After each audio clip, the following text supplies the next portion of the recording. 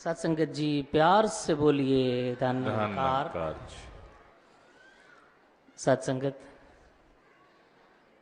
आप महापुरुषों के दर्शन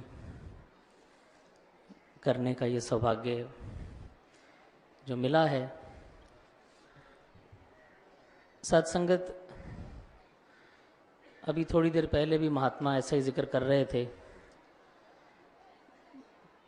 कि प्रभु की कृपा हो तो ये रहमत बख्शिश मिलती है। सत्संगत, दास सुन रहा था, दास के मन में यही विचार आ रहा था कि बख्शिश करो कि प्रभु की कृपा को भी हम अपने हिसाब से डिफाइन ना करें, क्योंकि सत्संगत प्रभु की कृपा ही हो रही है जो कुछ भी हो रहा है। मैंने अपने मुताबिक कुछ चीज़ों को प्रभु की कृपा का नाम दे दिया, कुछ चीज़ों को प्रभु का प्रकोप कह दिया। ये प्रकोप करना तो जानते ही नहीं, इनका स्वभाव ही नहीं है। ये सज़ा नहीं देते, ये सिर्फ बख्शनहार हैं, ये जज नहीं है। मेरी गलती है, मैं ऐसा कह देता हूँ। इनके पास सत्संगत जिसे सरापा कहते हैं, सर से पांव तक सिर्फ रहमत ही रहमत है, सिर्फ कृपा ही कृपा है। ये आए ही दुनिया में इस काम से हैं। अब आगे जो ये अपनी कृपा से अपने ढंग से जो कर रहे हैं, वो फिर कहीं मेरी परिभाषा पे पूरा उतरता है, कहीं मेरी परिभाषा पे पूरा नहीं उतरता। जो मेरे मुताबिक हो जाता है वो प्रभु कृपा हो जाती है, जो मेरे मुताबिक नहीं होता उसका मैं कोई ना कोई कारण ढूंढता हूँ, और कोई कारण ना मिले तो खुद को कारण ढूंढता हूँ, अपने कर्मों को दोष देता हूँ, कोई कारण ना मिले तो परमात्मा पे ही गिला कर देता हूँ, किस्मत को कोस लेता हूँ। किसी न किसी तरह अपने आप को ही उस उधेड़ बुन में खुद ही डालता हूँ, खुद ही निकालने का प्रयास करता हूँ। और मालिक हंस रहा होता है कि तू करता रहे भाई, ये जोड़ तोड़ करता रहे। लेकिन साथ संगत, जो इन सभी सोच विचारों से परे हट जाते हैं, सादा हो जाते हैं, वो बच जाते हैं। बात कई बार सुनने में देखने में बहुत हास्यप्रद लगती है, लेकिन मर्म बहुत बड़ा होता है। आप जानते हैं साथ संगत, हमारे प्रेमी गीतकार जी डफली वाले, वो एक बार, बहुत पुरानी बात है, हुजूर सच्चे पातशाह बरामदे में खड़े थे, नमस्कार चल रही थी। बच्चे उनके छोटे छोटे थे, 3 बच्चे, तीनों बेटों को साथ में लेकर आए। सत्संगत, दुपट्टा भी हाथ में था बच्चे के, प्रसाद का डब्बा भी था। अब वो रोजाना हर वक्त वहां रहने वाला महात्मा अपने परिवार को साथ में लेकर आया था। तो हम सब जो पास में खड़े थे, हमने भी पूछा, क्या बात है प्रेमी जी, कोई खुशखबरी? बस महाराज, बड़ी बख्शिश है, बड़ी कृपा है। बाबा जी के पास ले आए, सत्संगत बाबा जी को नमस्कार कराई, और जैसा उनका अंदाज था बात करने का, अपने बच्चों को कह रहे हैं, कहते बेटा दुपट्टा डालो। हाथ जोड़े, दुपट्टा डाला, बेटा प्रसाद प्रसाद। तो बाबा जी ने पूछ लिया, हाँ भाई क्या हुआ? बाबा जी, आप जी की कृपा से तीनों फेल हो गए।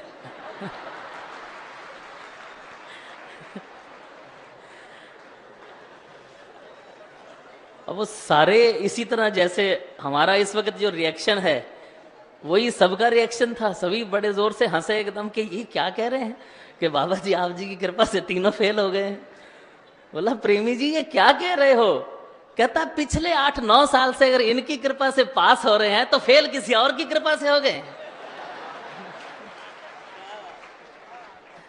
ये है प्रभु कृपा, ये है नजरिया साथ संगत, ये है अंदाज। मेरा विश्वास तो ये होना चाहिए कि फेल भी तेरी कृपा से, पास भी तेरी कृपा से। हमने क्या लेना देना इन कर्मों में? तूने वो उस वक्त ये किया होगा, उसका दिल दुखाया होगा, वहां ये नहीं किया होगा। साधारण हो जाएं तो बच जाते हैं। भले ही फिर दुनिया में कुछ चीजें साबित भी हो जाती हैं, कुछ नहीं भी होती, उस चक्कर में हमने क्या लेना देना है। जो हो रहा है तेरी कृपा से हो रहा है, तो फिर ऐसा तो हो ही नहीं सकता। दास को याद है एक बार, बहुत पुरानी बात, जो पुरातन महात्मा इस समय सब यहाँ बैठे हैं वो जानते हैं कि समागम की एक बार समस्या थी। 60s की बात है साथ संगत ये, कि ये युग पलटाना चाहता है। पुरातन महात्माओं को सबको याद होगा, ये युग पलटाना चाहता है, ये समस्या थी।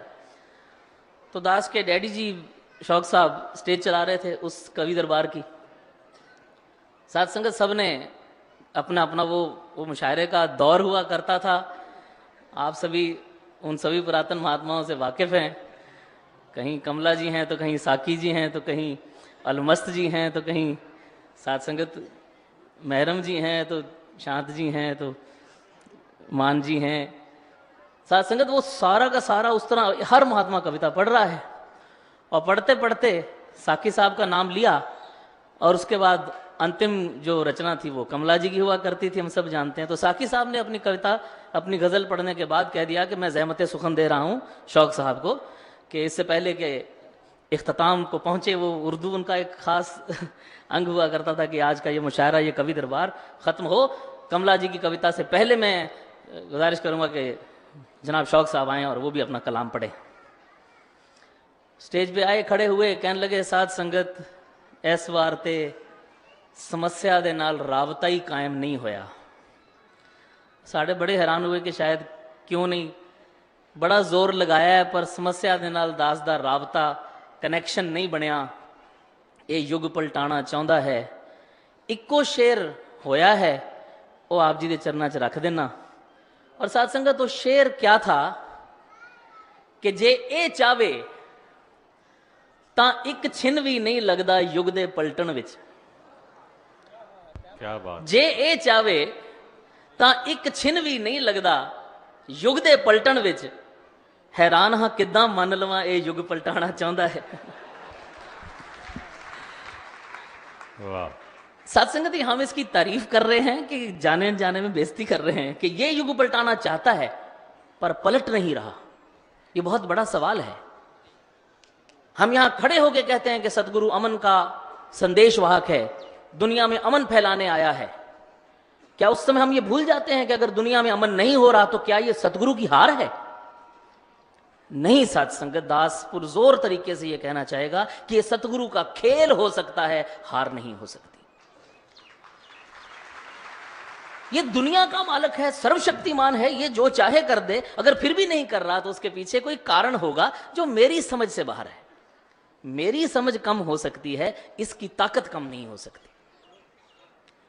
इसकी रजा के बिना पत्ता तक नहीं हिलता और गोलियां चल जाती हैं, बम चल जाते हैं। ऐसा नहीं हो सकता। ये सेल्फ कॉन्ट्राडिक्टरी स्टेटमेंट्स हैं। वो उन 3 बच्चों में से जिनको लेके प्रेमी जी आए थे, उनमें से एक बच्चा इधर अपने स्टूडियो में काम करता है। वो बच्चे से मैंने एक दिन बात करी साथ संगत, तो उस बच्चे ने कहा कि महाराज उस वक्त भले ही वो बात समझ में ना आई हो, आज समझ में आती है कि आपकी कृपा से तीनों फेल हो गए। कि उस वक्त अगर मैं पास हो जाता तो पता नहीं मैं पढ़ लिख के कहीं और ही कहीं क्लर्क लगा होता, कहीं नौकरी कर रहा होता। मैं वो नहीं पढ़ पाया तो मैंने ये ट्रेनिंग ली, आज मैं बाबा जी की सेवा कर रहा हूं। तो इनकी कृपा से फेल हुआ मैं उस दिन, और आज मेरे को इनकी सेवा मिली। हम नहीं जानते साथ संगत कि आगे मेरी स्टोरी क्या है, आगे मेरी कहानी क्या है। मैं परेशान होता हूं, मेरा बच्चा पढ़ नहीं रहा, बच्ची की शादी नहीं हो रही, ये नहीं हो रहा, वो नहीं हो रहा। साथ संगत दास समझ सकता है कि ये मानसिक चिंताएं, दुनियावी चिंताएं इंसान को घेर लेती हैं। लेकिन आओ साथ संगत इनके चरणों से यही मांगें कि सच्चे पातशाह, क्या सिर्फ मेरी जुबान ही कहती है कि जो तुध भावे साई भली कार? जो नहीं पढ़ रहा वो नहीं पढ़ने के लिए बना होगा भाई, मैं उसे जबरदस्ती क्यों पढ़ा रहा हूं? जिसकी शादी नहीं हो रही उसकी शादी होना शायद उसके लिए कोई और ही नुकसान का कारण होगा, मैं क्यों जबरदस्ती कर रहा हूं? जो हो रहा है उसे होने दूं, करने वाला खुद करेगा। जो बीच में मेरा जोर लगता है साथ संगत, वो कभी कभी मुझे परेशान भी करता है और नुकसान भी करता है। बख्शिश करो साथ संगत के जो ये कर रहा है आज साथ संगत, वो कई SMS का ज़माना है, फेसबुक का ज़माना है, BBMs का ज़माना है, जल्दी से हर चीज़ कम्युनिकेट हो जाती है। तो एक इसी तरह का एक मैसेज आपको भी कहीं ना कहीं ज़रूर आया हो ऐसी एक उदाहरण के तौर पे ध्यान में आ गया कि एक मैसेज आया कि जी सक्सेस इसे कहते हैं, कि 1988 में सचिन तेंदुलकर साहब अपनी 10वीं कक्षा में फेल हो गए थे और आज महाराष्ट्र बोर्ड में 2009 में सचिन तेंदुलकर साहब के ऊपर एक चैप्टर है जिसे बच्चे पढ़ते हैं उसी क्लास में। अब उस दिन जिस दिन वो फेल हुए होंगे उस दिन तो कहा होगा बड़ा नालायक बच्चा है भाई, उनके माँ बाप ने भी कहा होगा शायद पता नहीं क्यों नहीं पढ़ रहा, ये पढ़ता नहीं है, बाबा जी कृपा करो। वो बना किसी और काम के लिए था, उसे सचिन तेंदुलकर बनना था, हमें क्या पता किसकी क्या कहानी है, आगे जाके क्या होना है। मैं पहले से उसको डिफाइन कर देता हूं, ये वरदान है, ये श्राप है, ये कृपा है, ये प्रकोप है, ये इनाम है, ये सजा है। साथ संगत, उन्होंने लिख दिया है कि जिस ठाकर से ना ही चारा ताको की जो सद नमस्कारा। साथ संगत, और एक लाइन बड़ी कमाल की, सब कुछ तो लिखा हुआ है कि जो गुर कहे सो कार कमावो, गुरु की करनी काहे धावो। हमने क्या लेना है, जो कह रहे हैं चुप करके करते चले जाएं, उसको ज्यादा समझने की कोशिश करके फंस जाते हैं। ये बुद्धियां, ये अकलें, ये सियाणपें, ये साथ संगत अकलां सोचा पहुंच ना सकन, मेरा दी बेहदी ते मेर करे जे आप स्वामी, रंक बहादे गद्दी ते। कौन पूछने वाला है, इनको समझा नहीं जा सकता। दास के डैडी ये कहा करते थे कि this is one line, this is one field in which clarity is directly proportional to confusion. जितना क्लियर होने का प्रयास करोगे उतने कंफ्यूज होते चले जाओगे।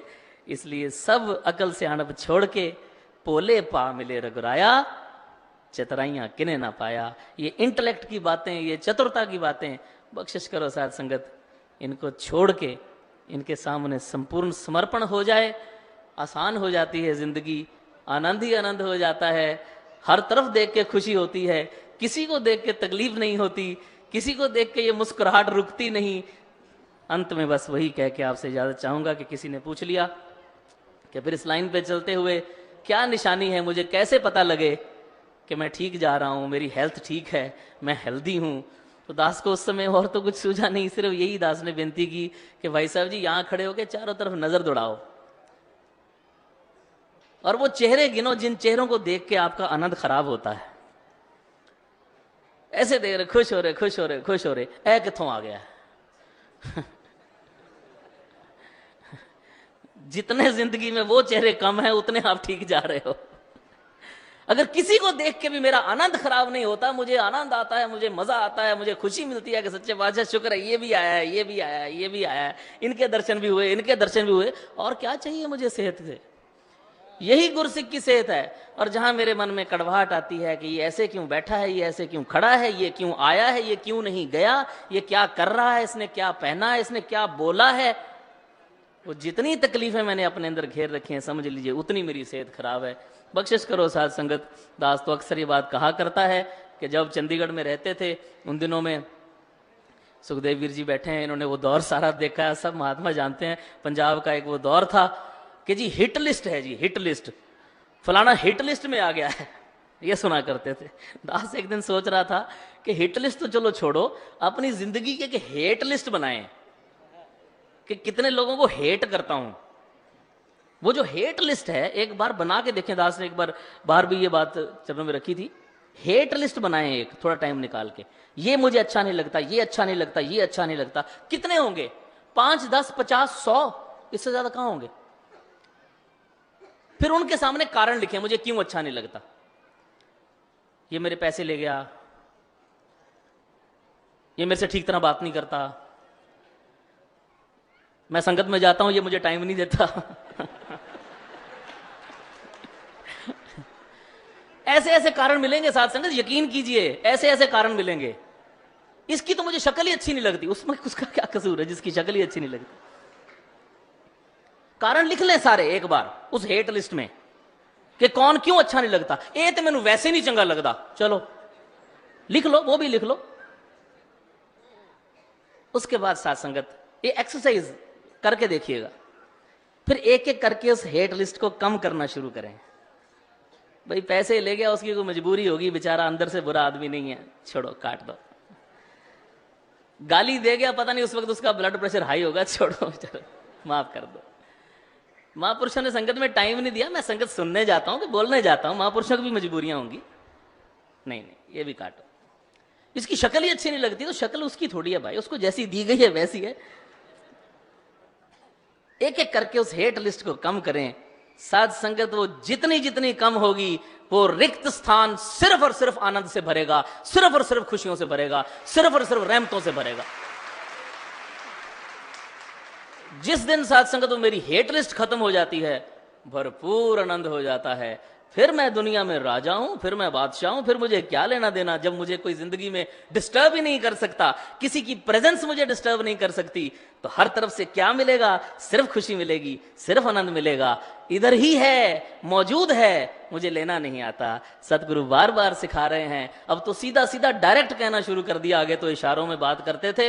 वो जमाना था कि शौक साहब ने लिखा था कि इशारे शौक सारे तू शाही फरमान कर समझी, मेरी सरकार दा लिखती कोई दस्तूर नहीं होंदा। आज तो लिखती भी है, वर्बल भी है, सीधा सीधा कह रहे हैं। कृपा करो साध संगत, सुन भी पाएं, समझ भी पाएं और मान भी पाएं। साध संगत प्यार से बोलिए। सत्संग।